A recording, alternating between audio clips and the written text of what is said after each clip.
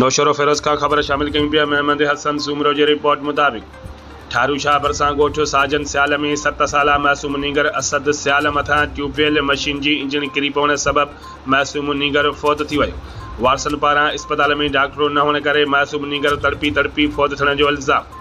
फौती मासूम नीगर के वारसन हसन सियालो, मुबारक सियालो, मुश्ताक रज़ा अब्बासी ऐं ॿियनि चयो त ॻोठ में मासूम नीगर घर अंदर गाड़ीअ ते पयल ट्यूबवेल मशीन भरसां रांदि करे रहियो त संदसि मथां मशीन किरी पई, जंहिं सबबु नीगर ज़ख़्मी थी पई, जंहिंखे ॻणती जोगी हालत में ठारू शाह जी अस्पताल पहुतायो, जिते डॉक्टर न हुअण करे असांजो मासूम नीगर तड़पी फौत थियो आहे। उन्हनि चयो त फौरी तौर ड्यूटी चोर डॉक्टरनि खिलाफ़ कार्रवाई करे इंसाफ़ कयो वञे, न त ॿी सूरत में DHO ऑफिस नौशर फिरोज आॾो धरणो हयो।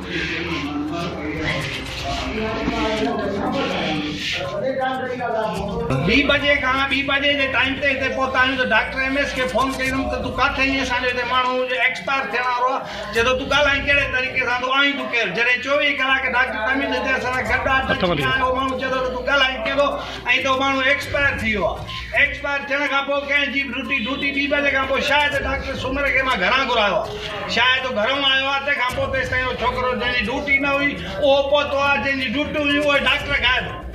शायदि के मां घरां घुरायो आहे, शायदि पहुतो आहे तेसिताईं छोकिरो अॻे एक्सपायर थी वियो। जेकी डॉक्टर जी ड्यूटी 2 बजे ताईं 2 बजे वारा डॉक्टर काथे हुया?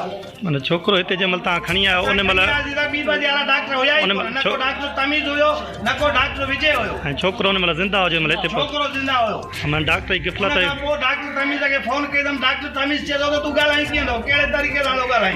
जेकॾहिं कंहिंजो माण्हू एक्सपायर थींदो त लाज़मी ॻाल्हाईंदो या हुनखे फोन कंदो, माना कंहिंजी फोन बि न आहे खणी। और ते निकिरी वेठो उन बावजूद वरी डॉक्टर विजय जी त नंबर ई कोन्हे को। DHO नंबर घुरंदा हिते कंहिं डिस्पेंसर खां त चयो त असां DHO जा नंबर ई कोन रखंदा आहियूं। DHO ॾे कॉल कयूं था, 50 कॉल कयूं, DHO फोन खणण लाइ तयारु न आहे। अगरि जेकॾहिं तमीज़ खे जहिड़ो नालो तमीज़ अस्पताल में पंहिंजी में अचे, जेकॾहिं न त मां सुबुह जो सीशन कोर्ट करे